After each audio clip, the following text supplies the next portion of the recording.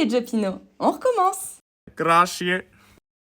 Beh, hai me chiamato Giupide Sanga, ma almeno alle Giuseppe, moderascia bergamasca, che la sgova e la travasca.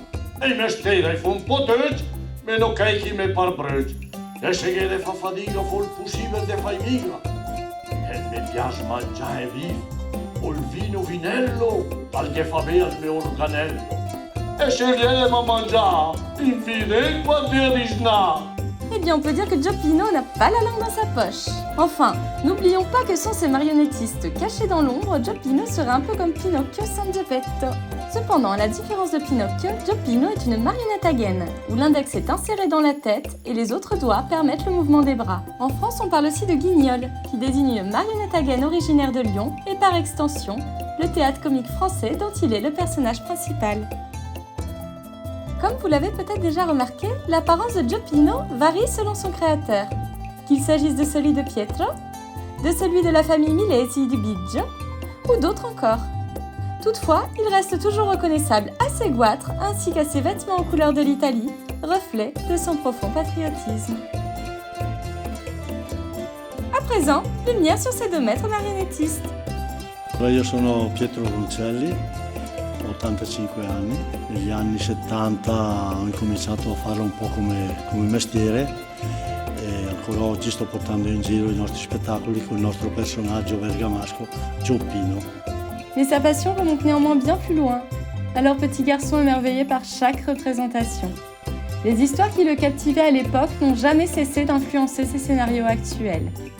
Mais avant que Giopino et ses compagnons ne prennent vie sur scène, un long et minutieux travail s'opère en coulisses. Chaque marionnettiste a son propre savoir-faire et sa manière unique de donner vie au personnage, qu'il façonne en fonction de l'apparence et de l'identité qu'il souhaite leur attribuer.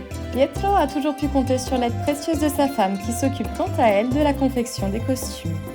Et pour en savoir plus sur le parcours de Pietro et sur la façon dont il a réussi à réaliser son rêve d'enfant, je vous recommande vivement ce documentaire. Fin quando un bambino sogna raccontandosi storie con dei bastoncini, un pezzo di stoffa, e i burattini non moriranno mai.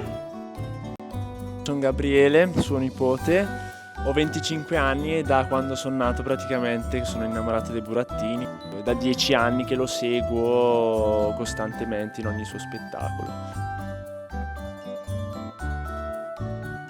Giopino è un personaggio semplice, schietto, è ignorante perché non è andato a scuola.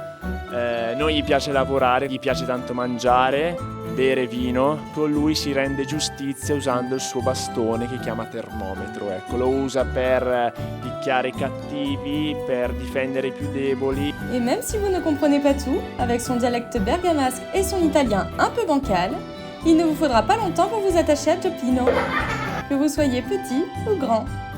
Mais ne le faites pas trop attendre, sinon, gare à vous. Avec ou sans son bâton, il saura vite vous remettre à votre place.